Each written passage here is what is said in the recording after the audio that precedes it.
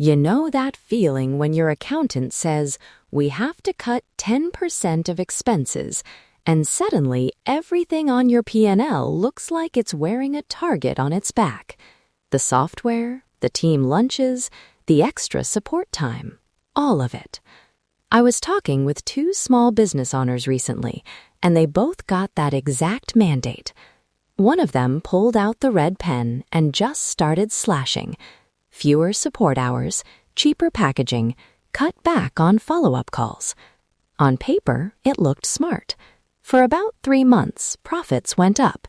Then reviews dipped, referrals dried up, and her best customers quietly drifted away. The other owner, same pressure, totally different move. He said, "Okay, I'm not going to guess what to cut. I want to know what my customers actually care about and what they wouldn't miss if it disappeared." So he built what we're calling an AI cost-to-customer compass. He fed in invoices, time logs, and a pile of customer reviews, and asked AI a super simple question. Where are we spending money that customers never mention? And where are we creating moments they rave about? Fast forward, he cut about 15% of his spend, real money, without touching the things people loved. Actually, his reviews and referrals went up because the savings let him double down on a couple of tiny touches customers were obsessed with. That's viral energy, but for your P&L. Pattern detected. 2 owners, same problem, very different data strategies. One uses a blunt instrument, the other builds a compass. And the big idea for today is exactly that. Using AI not just to cut costs, but to point you toward what to cut, what to protect, and what to invest in. Exactly, because cost cutting can feel like you're choosing between staying profitable and staying lovable to your customers, and you do not have to choose. So today on Navigating AI with Apex Blue, we're going to build that AI cost-to-customer compass with you, step by step. We'll start by mapping your costs against customer signals. Then we'll find the magic moments buyers actually care about. And finally, we'll show you how to operationalize the whole thing so it becomes a simple monthly habit instead of a stressful annual emergency. So, grab your mental whiteboard, no perfect bookkeeping required, and let's make it irresistible for your business to stay both profitable and beloved.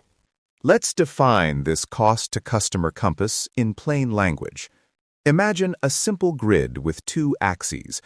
On one side, you have where your money goes: people time, tools and software, vendors and supplies, and the steps it takes to deliver your product or service. On the other side, you have how customers respond: reviews, repeat purchases, referrals, upgrades, complaints, and cancellations.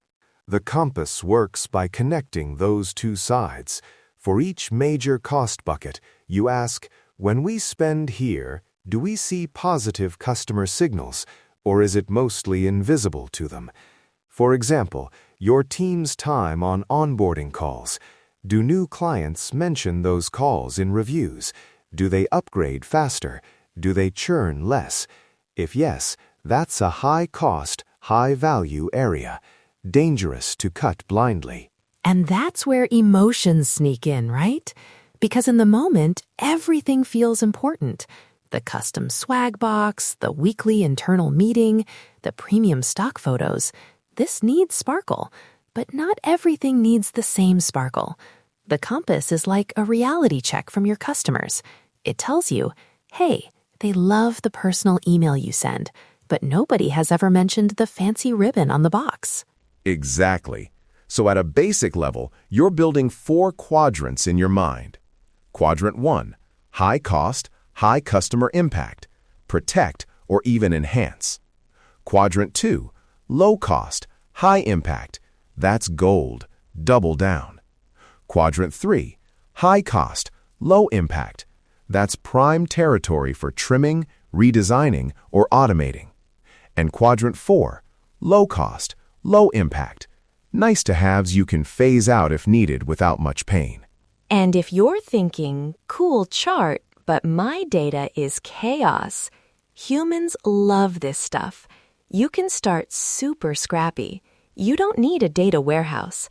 Pull a month or two of invoices, guesstimate how your team spends their hours, grab a handful of recent reviews and emails, and that's enough for AI to start showing patterns. Right. The compass is not about perfection, it's about direction. Even with messy data, AI can help you see, for example, that you're spending a lot on a tool very few customers ever interact with directly, while the part of your process customers rave about is powered by an overworked human who has no budget and no backup. So step 1 of your compass is simply this. List your top 5 to 10 cost areas and your top 5 customer signals, and ask AI to help you connect the dots. Where is there obvious alignment? Where is there a suspicious gap? Now, let's zoom in to what I call the magic moments. These are the little experiences customers fall in love with, the things they tell their friends about, write in their reviews, gush about in emails. These are sacred. You do not want them anywhere near a budget cut. Here's the fun part. AI is ridiculously good at spotting them for you. You can paste in a chunk of Google reviews, customer emails, or testimonials and ask, what specific moments or details do customers mention positively over and over? Suddenly, you're looking at a list like fast responses, remembering my name, clear explanations, beautiful packaging, follow-up check-in, fixed my problem on the first try. And notice, many of those are not huge, expensive gestures. They're often about reliability, clarity, and feeling cared for. From a systems perspective, these are low or medium-cost actions that generate very strong positive signals. That's a strategic advantage. Yes, creativity unlocked. Once you see those patterns, you can protect them on purpose. For example, if everyone loves that your team replies within 2 hours, you probably don't want to cut support staff so deeply that responses slip to 2 days. On the flip side, if nobody has ever mentioned your weekly newsletter, maybe it's time to simplify it or send it less often. If you're wondering how to phrase this for AI, keep it simple. Something like, here are 50 recent customer reviews and emails. Identify the top 10 specific experiences, phrases, or moments customers praise, and group them into themes. Then tell me which ones seem emotionally important versus just nice details. You'll get a map of your magic moments ranked by emotional weight. And you can run the same exercise on negative signals. Feed in complaints, refund reasons, or cancellation notes, and ask, what experiences frustrate customers or make them leave? That gives you the flip side, where your current cost or process is actually generating pain instead of value. So your compass now has a heartbeat. You're not just looking at numbers. You're aligning dollars with human reactions. That's the difference between let's slash 10% everywhere and let's trim where it's invisible and invest where people light up. Let's translate all of this into something you can do with the tools you already have. Think spreadsheets and a single AI assistant, not a big enterprise stack. We'll keep it intentionally simple. Workflow 1. Invoices and subscriptions. Export the last 1 to 3 months of expenses into a spreadsheet. Group them into broad categories: software, marketing, operations, labor, and so on. Then, either directly in a chat with an AI or by uploading that sheet to an AI tool that supports files, ask, cluster these expenses into categories and flag tools or services that look redundant, underused, or disconnected from revenue. This is where you find out you're paying for 3 different apps that all send emails or schedule social posts, while your customers only ever talk about the content, not the specific tool behind it.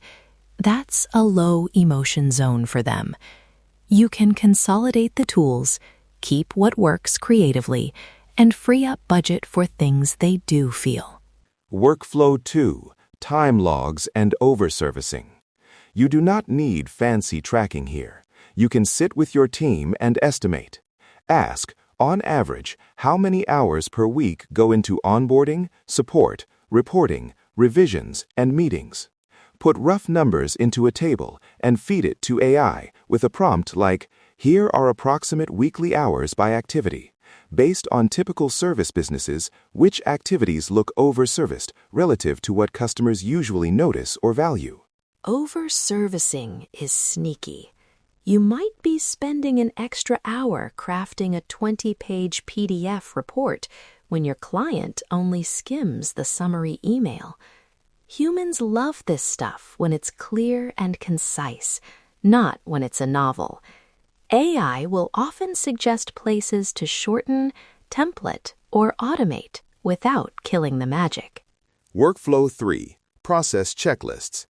Take the steps you follow to deliver your product or service, your onboarding checklist, your delivery checklist, your follow-up sequence. Paste that into AI and say, "Here is our current delivery process. Based on common customer expectations, which steps likely matter most to perceived quality and trust, and which look like internal convenience or unnecessary complexity?"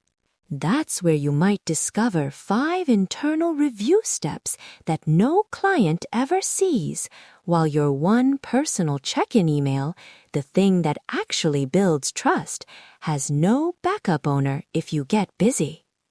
Once you see it mapped, you can redesign so the customer-facing magic is protected and the behind-the-scenes overhead gets streamlined. Across all 3 workflows, the pattern is the same. You're asking AI to do 3 jobs: summarize, cluster, and flag outliers. Summarize where your money and time go. Cluster similar expenses or tasks. Then flag things that look unusually expensive, redundant, or weakly connected to customer signals. And importantly, you're still the decision maker. AI is not your CFO. It's your flashlight. It shows you, hey, this corner is dark and expensive, and nobody seems to care about it. And over here, this little moment is creating outsized joy. You choose what to cut, what to keep, and what to upgrade. Now, let's talk about making your cost-to-customer compass a habit instead of a one-time panic move. Think of a simple, monthly 60-minute review. Put it on the calendar like a meeting with your future profit. Here's the rhythm. First 15 minutes, update your basics. Jot down rough revenue, major expenses, and any notable customer feedback, good or bad, from the month. Next 30 minutes, sit with AI. Paste in your quick data snapshot and ask, what changed this month? Any new patterns in where money is going versus how customers are responding? Then my favorite part, the experiments. Last 15 minutes, you choose one of 3 moves for the coming month. Option 1, trim. Reduce or remove a low-value, low-signal cost. Option 2, redesign. Keep the idea but simplify it, like shortening a report or batching calls. Option 3, automate. Use a tool or template so you keep the magic moment but free up human time. And you track all of this with 3 simple metrics. 1, gross margin. How much of each dollar of revenue you keep after direct costs. 2, repeat purchase rate. What percentage of customers come back? 3, refund or complaint rate. How often things go wrong enough that people speak up or ask for their money back. If your margin improves, repeat purchases hold steady or rise, and refunds or complaints stay flat or drop, that's a signal your cost cuts are healthy. If margin goes up, but repeat purchases or satisfaction drop, your compass is warning you. You probably cut into a magic moment. Time to course correct. And emotionally, that's huge. Instead of lying awake wondering, did we just ruin the experience? You have a little dashboard saying, you're good, or, hey, let's adjust that. Efficiency is inevitable when you give yourself that feedback loop. So, your monthly compass ritual is quick snapshot, AI-assisted pattern check, one small experiment, and 3 metrics. That's it. Not a finance degree, not a new department, just a disciplined hour that makes every dollar work harder for growth. Let's land this with 3 actions you can take this week to run a mini cost-value audit, even if everything feels busy and messy. Action 1. Collect a tiny, honest sample. Grab the last 20 to 50 customer reviews or emails, plus your most recent expense list or card statement. Paste them into AI and ask, what do customers seem to love most, and where are we spending money that customers never mention? That's your first rough compass. Action 2. Pick one suspected low-value cost and run a 1-month experiment. Maybe it's a software subscription, a report, or an internal meeting. Don't nuke it blindly. Trim, simplify, or automate it. Then watch your 3 metrics: margin, repeat purchases, and complaints. Action 3. Protect one magic moment on purpose.